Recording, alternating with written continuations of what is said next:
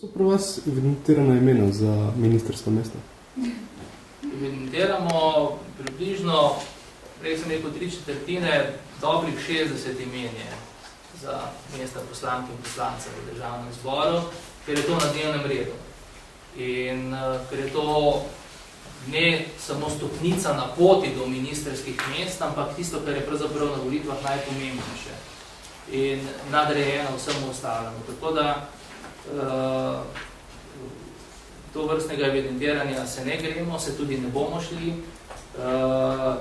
Ni pa nobenega dvoma, da je v Sloveniji dovolj ljudi, ki so kvalificirani za to, da upravljajo ministrske funkcije in niti slučajno in nobenega razloga, da bi pri tem se omejevali samo na tiste, ki bodo nastopili na jesenskih volitvah ali na tiste, ki so člani te ali one stranke.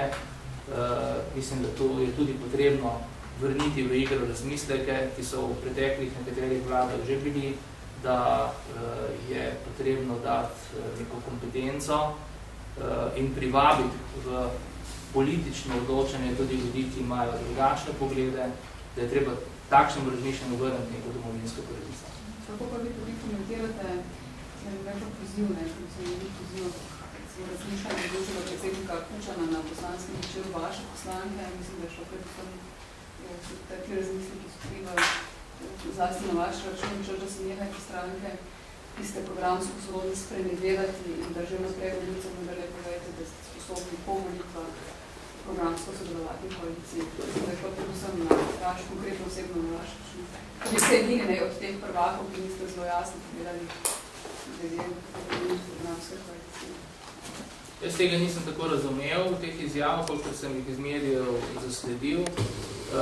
Mislim, da sem bil v svojih stališčih dovolj nedvoumen. Smo tehnici, konkurenti, nismo programsko identični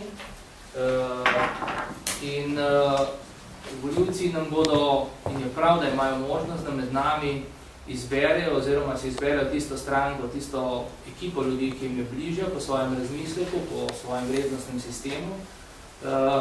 In rekel, razlike, ki bodo skozi to kampanjo se izpostavljali, vse že v preteklih mesecih, so najboljša podlaga za neko dobro sodelovanje v prihodnosti. Kot opozicijske stranke sodelujemo, to se mi zdi pomembno, še v tem mandatu, ker ga, kot vidimo, ni konec in se bo v mesecu juniju, že zdaj v maju, juniju in tudi v juliju zelo veliko v državnem zboru dogajalo. Če bodo izpolnjeni pogoji, po teh pogojih pa se bodo izrekla ne vodstva posameznih strank, ampak se bodo izrekli volivci in volivke v jeseni, potem vidim možnost, da bi med temi strankami prišlo do sodelovanja in to sem večkrat že povedal. Kakor na drugi strani, da glede na to, kako stojijo stvari, glede na to, o čemer smo govorili na današnji tiskovni konferenci, kritičnega v zvezi sedanje vlado, je seveda bistveno manj možnosti, da bi prišlo do sodelovanja z strankami na drugi strani. Ampak trenutno je vsa naša energija usmerjena v to, da opravimo dobre priprave na volitve, da tudi stranko vzpostavimo v tem obdobju, ki, kot veste, za nas je bilo izjemno kratko. Mi smo ustanovili med tem že več kot 60 lokalnih odborov, do konca tega meseca jih bo približno 100. Imamo več kot 4000 članov in rekel, vse to je precejšen zalogaj za neko stranko, ki je bila ustanovljena šele oktobra lani.